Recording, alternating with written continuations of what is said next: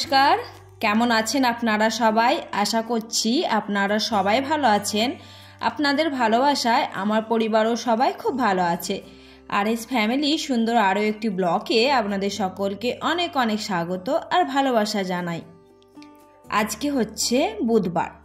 আজকে একদম ফার্স্ট সকাল থেকেই ব্লগটি শুরু করলাম। সবার প্রথমে ছাদে আসলাম একটু গাছগুলোকে জল দিতে। ছাদে এসে মৌসুমটা এত ভালো লাগলো, কিছুক্ষণ তো ছাদেতে একটু হাওয়া খেলাম, তারপরে এই জল দিতে লেগেছি। এই যে সিঁড়ির ধাপের গাছগুলো বেশ অনেক দিন হলো জল দেওয়া হয়নি। দাঁড়ান, এই গাছগুলোকে একটু ভালো করে সুন্দর করে স্নান করিয়ে দিই। বেশ ছোট গামলা, আর বেশ স্নান করিয়ে দিলে না পাতাগুলো যেন ওরা সতেজ হয়ে যায়। আর দেখুন, এই গাছটা কিন্তু শীতকালের ফুলের গাছ, এখনও দেখুন ফুল দিচ্ছে। আমাদের এখানে মৌসুমটা বেশ এখন ভালোই আছে। আর এই তো এরপরে নিচে চলে আসলাম, বাচ্চাদেরকে স্কুলে পাঠিয়ে দিয়ে তারপরে একটু চা বানিয়ে নিলাম। আর এই তো এখনও দুজনে মিলে একটু বসে চা খাবো, তারপরে বাকি অন্য কোনো কাজে হাত দেব। আর এত মৌসুমটা ভালো লাগছে, মনে হচ্ছে যেন চাটাকে নিয়ে ছাদেই চলে যায়, কিন্তু বেশিক্ষণ ছাদে দাঁড়ালে আবার কাজ করতে আলস্যি এসে যাবে। চলুন তাহলে আগে একটু চা খেয়ে এনার্জিটা জয় করি, তারপরে অন্য কোনো কাজে হাত দেবক্ষণ।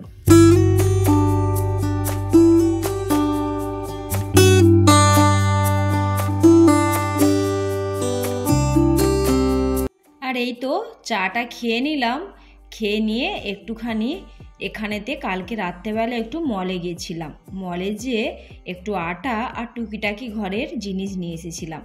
এখন এই আটাটাকেই ঢেলে নেব, তার কারণ বাচ্চারা স্কুলে তো চলে গেছে, বাচ্চাদেরকে কিন্তু এখনও লাঞ্চ দিইনি।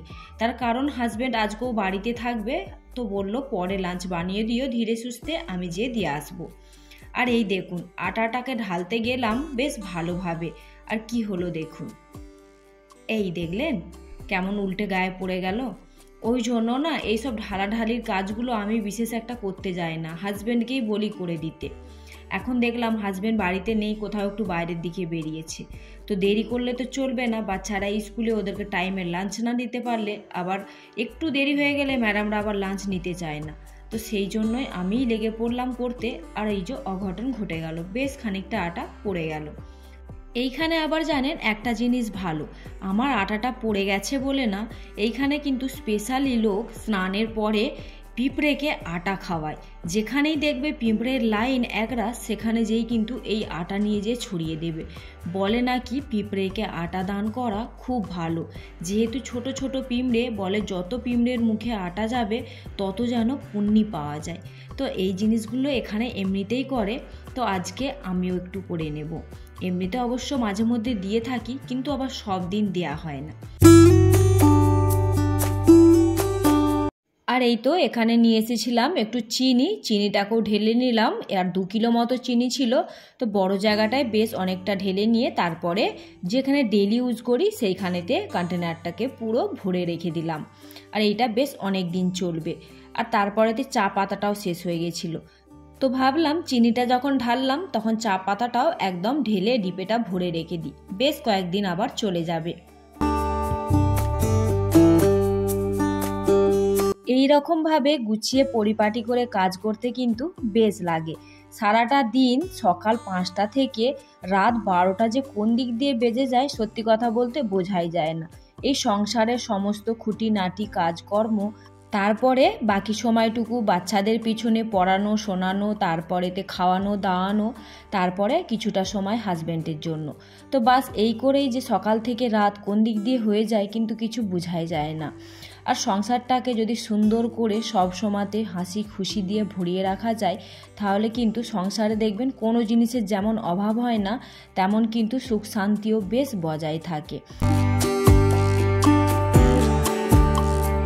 সংসার ক্ষেত্রে দেখবেন বেশ অনেক রকম কিন্তু চিন্তাভাবনা আমাদের মাথার মধ্যে ঘুরপাক করে, তবুই কিন্তু সেই চিন্তাটাকে উপেক্ষা করে মুখের মধ্যে একরাশ হাসি নিয়ে যদি সংসারটাকে চালানো যায়, বা পরিবারের সবার সামনে যদি পেশ আসা যায়, তাহলে দেখবেন সব সংসারেই কিন্তু শান্তি জিনিসটা বজায় থাকে।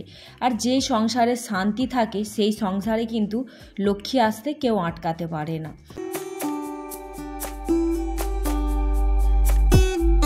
আর এই তো এবারে কিন্তু আমি পরোটা বানাতে লেগেছি। তার কারণ ওই যে বললাম মেয়েদেরকে নাস্তা দিতে হবে, তো ছোট মেয়েকে আজকে সেরাম কিছু দেব না, তো কি দেব সেটা তো পরে দেখাচ্ছি। আর এখানে কিন্তু রীতিশার জন্য বানিয়ে দিচ্ছি একটু নামকিন পরোটা।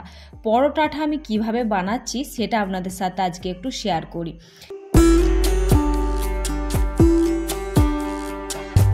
সবার প্রথমে রুটিটাকে ভালো করে গোল করে বেলে নিলাম, তারপরে ওপর থেকে হালকা করে নুন ছড়িয়ে দিলাম, আর তারপরে দিলাম অল্প একটু লাল মরিচ পাউডার, তারপরেতে আমি দেব একটু কালো জিরে, তারপরে যেটা দেব সেটা হচ্ছে একটু গরম মশলা।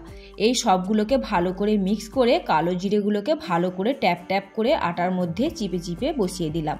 তারপরে এই তো ভালো করে একটু রোল বানিয়ে আর গোল গোল করে ঘুরিয়ে নিয়ে আর একদিকের মুখটাকে এরমভাবে বন্ধ করে চেপে দিলাম। বাস এরপরে যেমন করে রুটি বানানো হয় সেইভাবে বেলে নিয়ে আর এই যে তাওয়াতে দিয়ে দিলাম।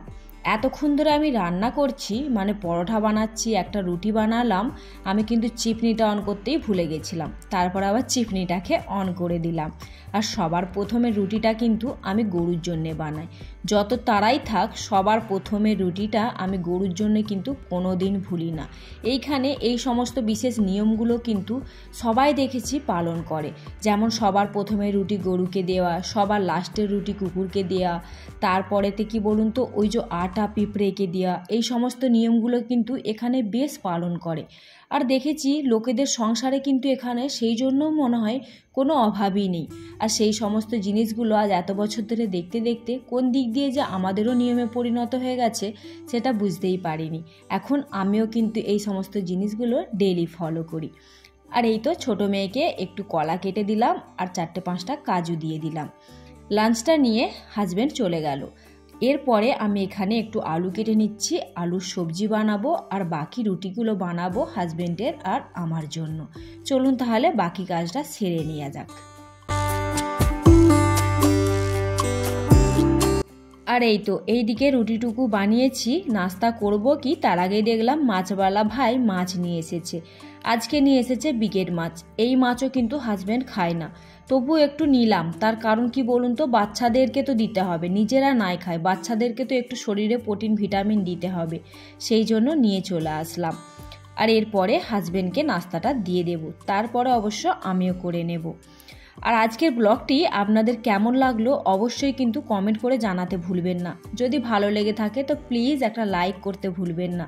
আর যদি কোনো নতুন বন্ধু আমার আজকের ব্লগটি দেখে থাকেন, আপনাদের কেমন লাগলো সেটা অবশ্যই জানাবেন। যদি ভালো লেগে থাকে তো প্লিজ একটা লাইক দিয়ে দেবেন। আর আমার ব্লগটি যদি আপনাদের মনকে কোথাও একটু ছুঁতে পারে তাহলে অবশ্যই চ্যানেলটিকে সাবস্ক্রাইব করে আমাকে ইউটিউব পরিবারে ছোট্ট করে একটু জায়গা করে নিতে সাহায্য করবেন। আর যারা অলরেডি এই কাজগুলো করে রেখেছেন তাদের তো অনেক অনেক ধন্যবাদ আর ভালোবাসা জানাই। আর এই তো একবারে কিন্তু হাজব্যান্ডের সাথে বসেই নাস্তাটা করে নিলাম, করে নিয়ে একটু ভাতও বসিয়ে দিচ্ছি। এখনও মাছটা কাটতে বাছতে দেরি আছে। চলুন তাহলে ভাতটা আগে বসিয়ে দিই, তারপরে আবারও আসছে আপনাদের সাথে কথা বলতে।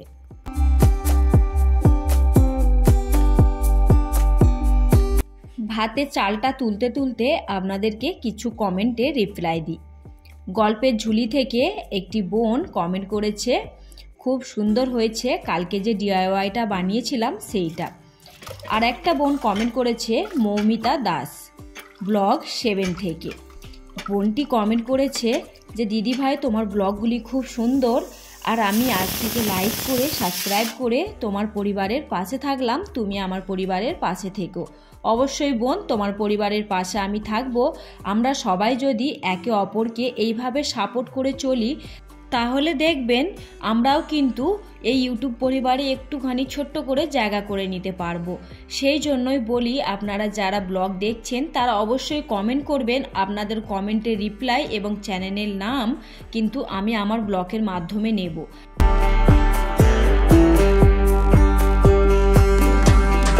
আর এই তো এরই মধ্যে মাছগুলোকে কেটে নিলাম, কেটে সুন্দর করে ভালোভাবে ধুয়ে আর এখানে কিন্তু একটু নুন হলুদ মাখিয়ে নিচ্ছি। আর ওইদিকে কিন্তু আমি গ্যাসেতে কড়াই অলরেডি বসিয়ে দিয়েছি গরম করতে। এইখানেতে যতটা মাছ আমি দরকার ততটা নেব, বাকিটা কিন্তু ফ্রিজে স্টোর করে রেখে দেব। আর এই তো এরই মধ্যে কড়াই গরম হয়ে যেতে তেল দিলাম, তেলটাও বেশ দেখলাম ভালো গরম হয়ে গেছে। এরপরে একে একে মাছগুলোকে ছেড়ে দেব। আর তেল আর কড়াই যদি ভালো করে গরম হয়ে যায় তাহলে দেখবেন মাছ কিন্তু কড়ার মধ্যে চিপকে যায় না, দেওয়ার সঙ্গে সঙ্গে এদিক ওদিক করে নাড়াচাড়া করলে নাড়াচাড়া হয়ে যায়। আর এই তো এবারে মাছগুলোকে সুন্দর করে ভেজে নিয়ে মাছের ঝালটা করে নেব। আর ওইদিকে যখন ভাত বসিয়েছিলাম তখন কিন্তু আমি এক সাইডে ডালটাও বসিয়ে দিয়েছি। এখানে সব শেষে মাছের মাথাগুলোকেও ভেজে নিচ্ছি। মাছের মাথাগুলো এতটা পরিমাণে বড়, পুরো কড়াটাকে কিন্তু ঘেরে নিয়েছিল। আর এই তো মশলাটাকেও সুন্দর করে কষিয়ে নিলাম যতক্ষণ না তেল ছাড়ে ততক্ষণ পর্যন্ত। এরপরে মাছগুলোকে দিয়ে ফুটিয়ে নেব। আর যেহেতু হাজব্যান্ড মাছ খাবে না সেই জন্য ডিমের অমলেট বানিয়ে দিলাম। আর মোটামুটি রান্নার কাজও কমপ্লিট। আজকের ব্লগটি এখান পর্যন্তই। আবারও দেখা হবে আপনাদের সাথে নেক্সট একটি ব্লগে। ততক্ষণের জন্য সবাইকে টাটা, বাই বাই।